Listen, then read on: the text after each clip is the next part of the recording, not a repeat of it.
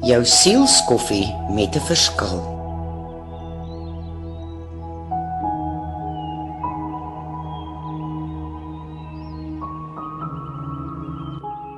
Hoeveel keer in jou lewe hoor jy dat jy nie goed genoeg is nie?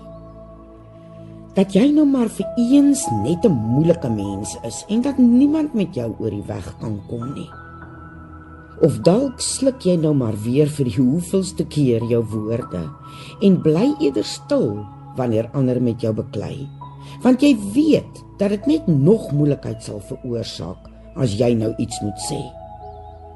Sonder om eers 2 keer hieroor te dink, weet ek dat ons almal onsself met een van hierdie voorbeelde kan identifiseer.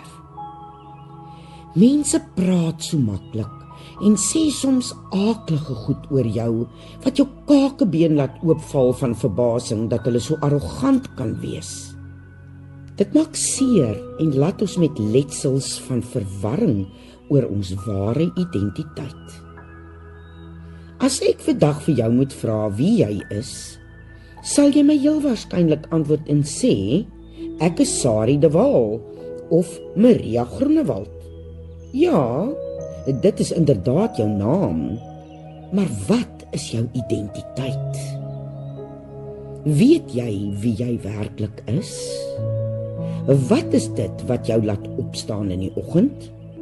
Wat is in jou volledige menswees vasgevang? Dit is iets wat baie belangrik is, wat ons moet kan verstaan om volledig mens te kan wees.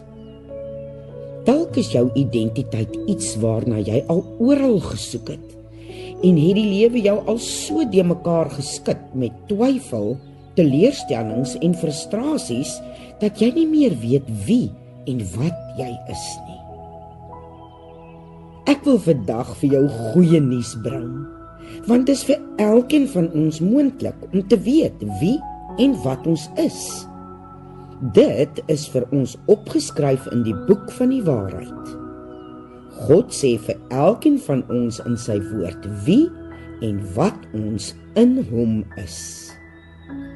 Begin jou Bybel lees, sodat jy jou ware self kan ontdek en uitleef, want daarin sê God dat jy deur sy wonderhand aan mekaar geweef is. God het sy identiteit in my en in jou geplaas en gevorm om sy beeld te kan dra. Dit beteken, jy het alles ontvang wat jy nodig het. Selfvertroue, geloof, hoop, liefde, vergewensgesindheid, dryfkrag en. God sê dat hy jou liefhet, net soos jy is. Dat jy geskep is met 'n doel. Jy is nie net 'n gerieflike kopie van iemand anders nie. Jy is uniek en niemand anders kan jy wees of doen waarvoor hy jou gemaak het nie.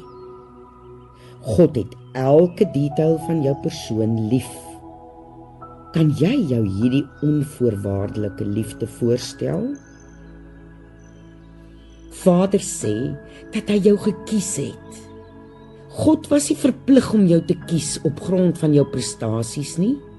Hy het jou gekies om sy plan uit te voer wat die dood van sy eie volmaakte seun behels, wat jou die geleentheid gegee het om 'n kind van hom te wees.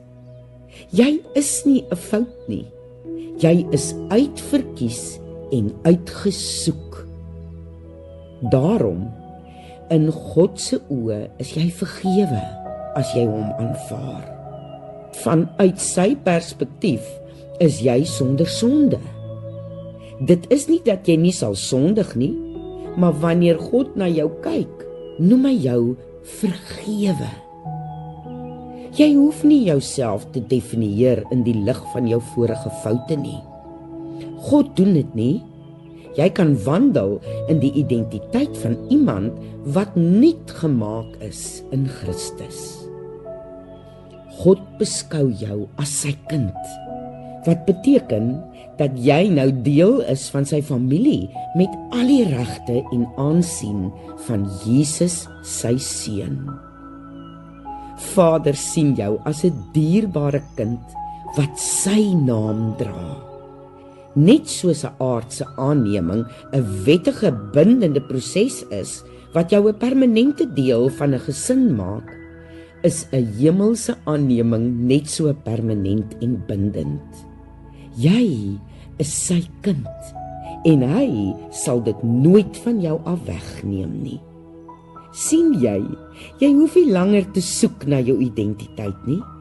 Dit is reeds vir jou gegee. Neem hom aan en ontdek jouself vir wie jy gemaak is om te wees.